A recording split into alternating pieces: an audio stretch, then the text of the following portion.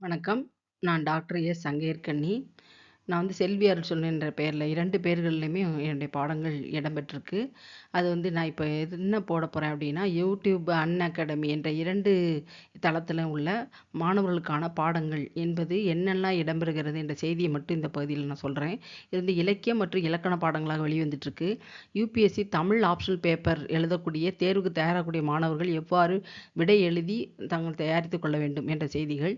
20, 25 என்று வெளியான தமிழ் தாள் 2 உள்ள இலக்கியத்தில் உள்ள வினாவிடை பகுதி, இலக்கிய மேற்கோள்கள் என்னெல்லாம் இடம்பெறணும், பாடலை எவ்வாறு எழுதுவது, விடைக்கு ஏற்ப எவ்வாறு எழுதுவது, மதிப்பெண்ணுக்கு ஏற்ப எவ்வாறு எழுதுவது, அதுபோக அன்அகாடமி பாடங்களில் இடம்பெறக்கூடிய அந்த இணையதளத்தில் உள்ள 17 கோர்சஸ் என்னோடது பாடங்கள் மட்டுமே உங்களுக்கு விளக்கமாக இதில் சொல்கிறேன். விடை தயாரிக்கின்ற முறையை உங்களுக்கு மாடலாக மாதிரியாகவும் எழுதப்பட்டிருக்கு என்ற செய்தியை உங்களுக்கு சொல்லித்தரேன். அது போக ஆப்ஷனல் சப்ஜெக்டை நீங்கள் எவ்வாறு தேர்வு செய்ய வேண்டும், அது தேர்வு செய்தால் எவ்வாறு அதுக்கு எழுதி முறையாக பயிற்சி எடுப்பது எவ்வாறு என்ற செய்திகளையும் சேர்த்தே நம்ம இந்த தளத்தில் நம்ம சொல்கிறோம். அது போக உங்களுக்கு இன்றைக்கு ஒரு யூடியூப் லிங்க் நான் கொடுத்துருக்கேன். அது வினாவிடையாக உங்களுக்கு தேர்வில் கேட்கப்படுகின்ற 15 மதிப்பெண் கேட்கப்பட்ட உலைக்கல்ன பாறை ஏரி கொடுவில் இனர் பகழி மயக்கும் கேட்டிருப்பாங்க.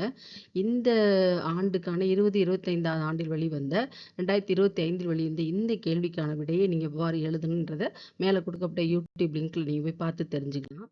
அதில் நான் என்ன சொல்லியிருக்கேன்னா, வினாவும் விடையும் விடை எழுதுகின்ற முறை, எறும்பி அலையில் குறும்பல் சுனையே என்ற பாடல் இடம்பெறுகின்ற இலக்கிய பகுதி எது, அதை எவ்வாறு எழுத வேண்டும், அதற்கான பொருள் விளக்கம் மற்றும் எறும்பி அலை, குறும்பல் சுனை, உலைக்கல் எண்ணெய் இவை போன்ற இலக்கிய சொற்களுக்கான உங்களுடைய பதிலும் அதற்கான விடை தயாரிப்பும் இதில் இடம்பெறுகிறது.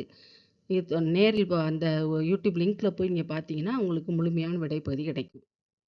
அது போக உங்களுடைய சேனலாக நான் கொடுத்துருக்கேன். இந்த 4 யூடியூப் சேனலும் ப்ளஸ் அன்அகாடமி சேனலுடைய தளத்தினுடைய லிங்க் இதில் இடம்பெற்றிருக்கு. நீங்கள் தொடர்ந்து பார்த்து உங்களுடைய பதிவுகளை போடலாம்.